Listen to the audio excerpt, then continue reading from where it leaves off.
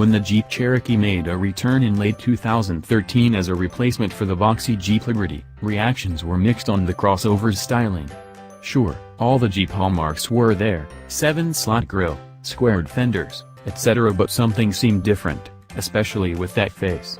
Well, the course has been corrected, and at this week's Detroit Auto Show, the 2019 Jeep Cherokee shows off its much more conventional and conservative styling. This is just a mid-cycle refresh, so it doesn't look all that much different than the current Cherokee.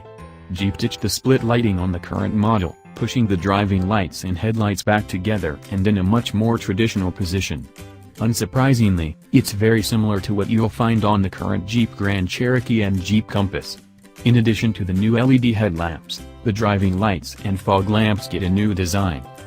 The rear end, too, gets a heavy redesign. The tail lamps now have LED accents, though the overall shape is generally the same. A new tailgate now houses the license plate, making the Cherokee look less bottom-heavy.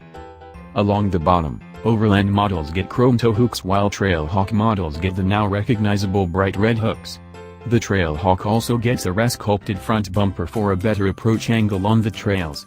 Other Trailhawk goodies include skid plates, bigger fender flares, an increased ride height, and 17-inch wheels with off-road tires.